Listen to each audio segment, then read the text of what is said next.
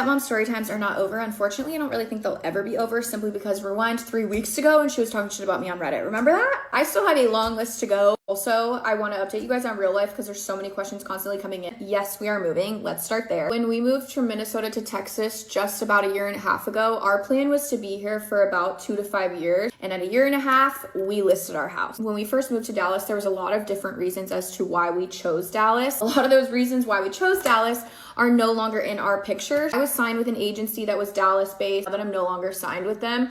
I don't really feel like there's a benefit to being here. My current agency was like, well, what you're wanting to do and where you're wanting to go in life, like it just makes sense if you do either LA or New York. Well, then Rafael had taken a step back from his job and we'd always wanted to be on the East Coast long term. We're like, we love New York. There's better job opportunities for him up there. And we love the city. So many people are like, I can't imagine going from a suburb to a city. It's so hard to be city people and follow the trajectory of society where they tell you to settle down, buy a house. As of yesterday, we have listed our Texas home. Unfortunately, right now in the Dallas market, houses are sitting between 30 to 90 days. We are so unbelievably underpriced in our neighborhood. Like a lot of people are listing for over $100,000 more than what we're listing for. We're literally listing enough to pay the realtors, get our down payment back, and leave. One thing that we keep getting asked quite often is if my family is following and how dare I leave them after I forced them to come here. I never forced them to come here. It's been public since before we even left Minnesota that we would always be leaving Texas. Texas was, again, never, ever, ever a long-term plan.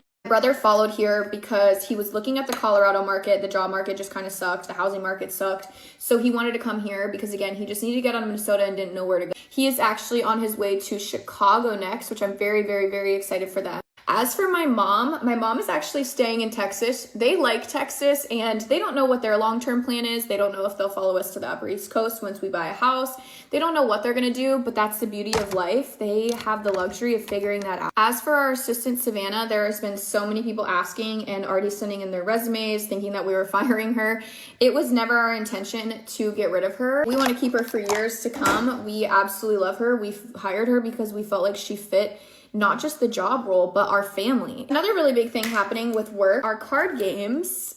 I did figure out how to put them on TikTok Shop. So if you promote them on TikTok Shop, you will now earn a commission, which is kind of funny because remember how my stepmom was talking shit about me profiting off my dad's death? Well, now millions of people can profit off my dad's death. If you follow me on Instagram, you know, like my stories, I always post stories every single day and I'm a little bit more personal on there with them. I don't know why, I just feel a little bit more comfortable on Instagram stories. You know that Rafael is still debating if he wants to go back to work full time or not. He would have to go deeper in because of that type of work